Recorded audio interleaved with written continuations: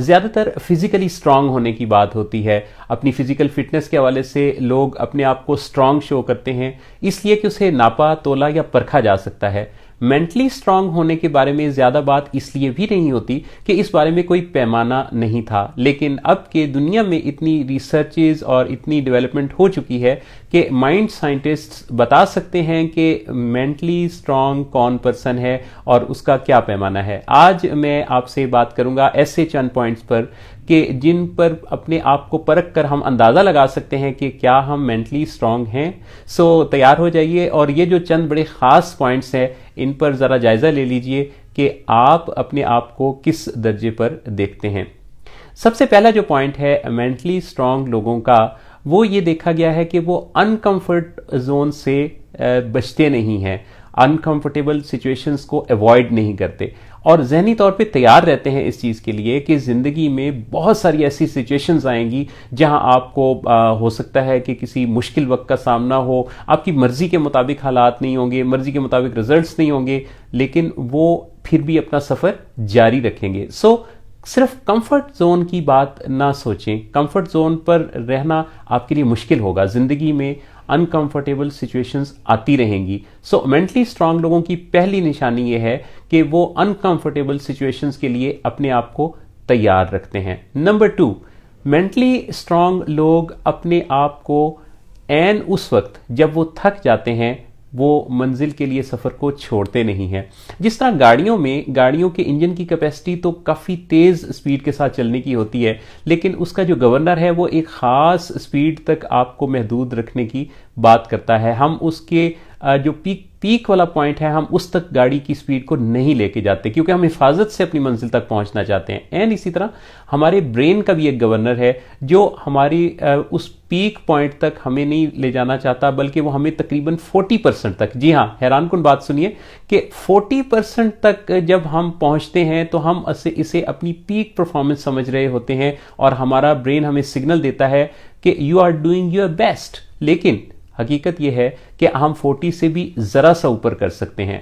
अब साइंटिस्ट ये तो नहीं कह रहे कि आप 40 से 60 80 तक पहुंचे, इससे अगर आप ज़रा सा भी ऊपर जाएंगे तो आपकी मंजिल आपको मिल जाएगी। लिहाजा एन समझिए कि जब आपको थकन महसूस होने लगे, आपको लगने लगे कि अब मैंने अपना बेहतरीन कर दिया है, तो बस यही वक्त है कि उससे ज़रा सा ऊपर कीजिए। अगले कदम पर आपकी मंजिल मुस्कुराते हुए आपका इंतज़ार कर रही है।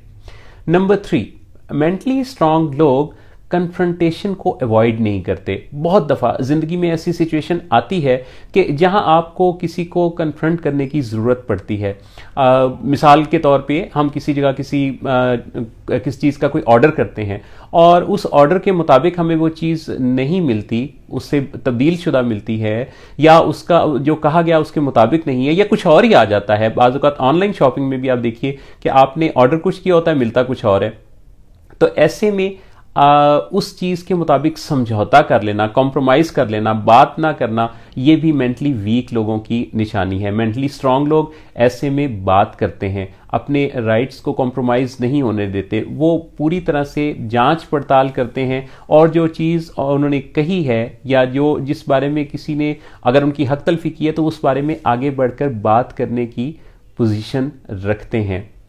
नंबर 4, मेंटली स्ट्रांग लोग वो होते हैं जो कि स्केप को अवॉइड करते हैं। स्केप को अवॉइड करने का मतलब ये कि जब आपके पास कोई ऐसी सिचुएशन आती है, जब आप काफ़ी उलझन में होते हैं, जब आप कुछ कंफ्यूज से हो जाते हैं, तो ऐसे में आप अपनी जो कोशिश है वो तर्क नहीं करते, बल्कि आप उस सफ़र को, उस कोशिश को मज़ीद स्ट्रांग बनाते हैं। इसको मैं यूँ डिफ़ाइन करूँगा कि जैसे कुछ लोग किसी ख़ास कोशिश को जारी रखते हुए अचानक जब किसी जगह किसी पॉइंट पे आके कंफ्यूज हो जाते हैं तो वो क्या करते हैं कि वो थोड़ा अवॉइड करने लगते हैं। कुछ लोगों को अवॉइड करने का तरीका ये होता है कि वो सोशल मीडिया पर ज़्यादा चले जाते हैं। कुछ लोगों को अवॉइड करने का तरीका ये होता है कि वो मूवीज़ ज़्यादा देखना शुरू कर देते हैं। कुछ लोगों का अवॉइड करने का तरीका ये होता है कि वो खाना ज़्यादा खाना शुरू कर देते हैं।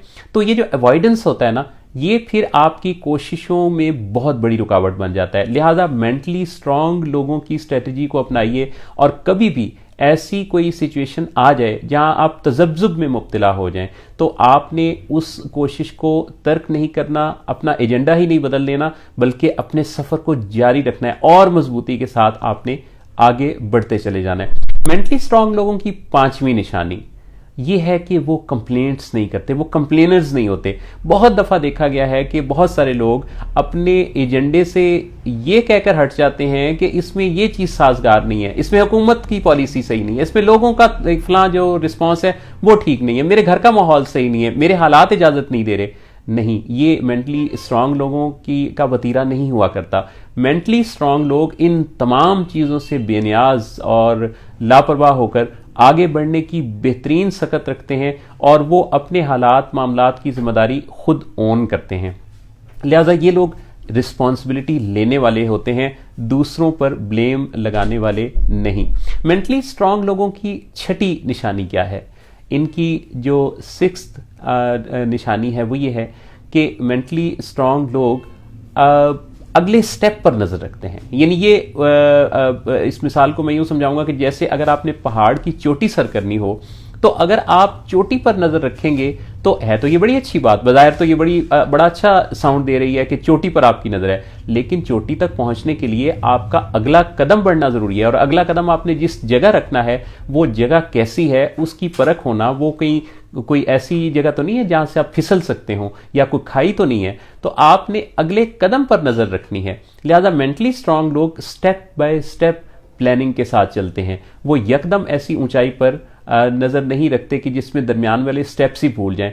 हम में से अक्सर लोग अपने वेट सॉल्यूशंस की बात करते हैं, और अगर उनका वेट 100 kg है और अगर वो उसको 76 kgs पर लाना चाहते हैं तो वो गोल रखते हैं 100 kg से 76 पर आने का, जिसकी वजह से वो कामयाब नहीं हो पाते।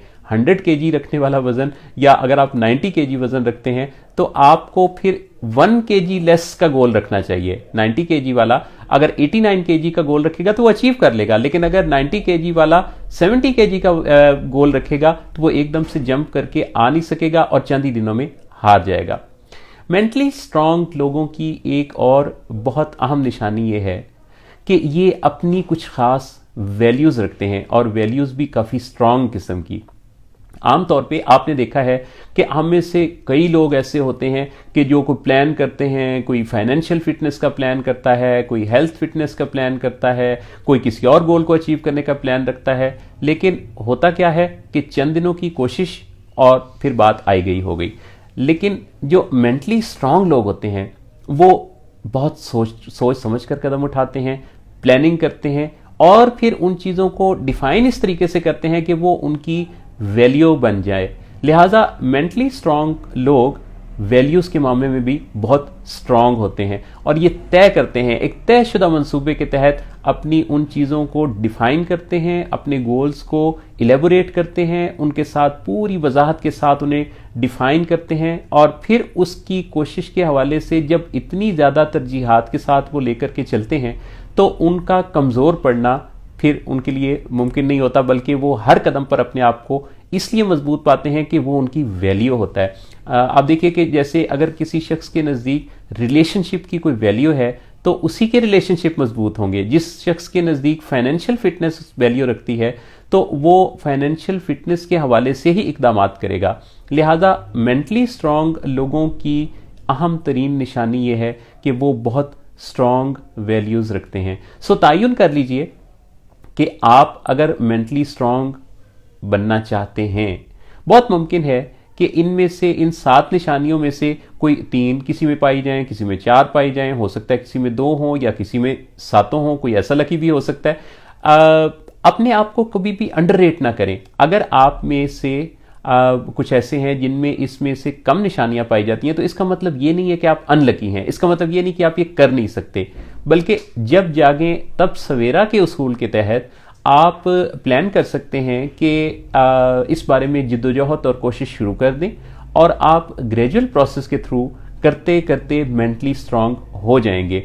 जो काम हमें करना नहीं आता ना, वो काम अगर हम करना शुरू कर दें तो शुरू में तो हम वो वैसा नहीं करते जैसा कि बिल्कुल अप टू द मार्क या 100%, लेकिन कुछ ही अरसे बाद आप उसमें अपग्रेड होकर पहले से ज़्यादा रिजल्ट्स प्रोड्यूस करने लगते हैं और फिर कुछ और वक्त गुजरता है तो आप उस काम की मास्टरी हासिल कर लेते हैं। इसीलिए कहते हैं कि दुनिया में कोई भी काम करने वालों के बारे में, बेस्ट परफॉर्म करने वालों के बारे में जब रिसर्च हुई तो पता चला कि कोई भी शख्स किसी भी काम में जब 10,000 घंटे गुजार लेता है ना तो वो उसकी मास्टरी हासिल कर लेता है। सो ये जो वक्त गुजारना है उस खास काम पर, ये एक बहुत बड़ा एज है और आपके लिए बहुत बड़ा एडवांटेज साबित होता है। लिहाजा प्लान कर लीजिए, अगर आपको मेंटली स्ट्रांग बनना है तो इस बारे में कोशिश शुरू कर दीजिए। यकीनी तौर पे आप अपनी मंजिल को पाएंगे। मेरी दुआ आपके साथ है। अल्लाह रब्बुल इज़्ज़त आपको बेहतरीन जिंदगी दे, बेहतरीन ज़हनी मजबूती और बेहतरीन ताकत और सलाहियतों के साथ आप वो कर दिखाएं जो कर दिखाने के लिए आप इस ज़मीन पर भेजे गए हैं। अल्लाह आप सबका हामी नासिर हो।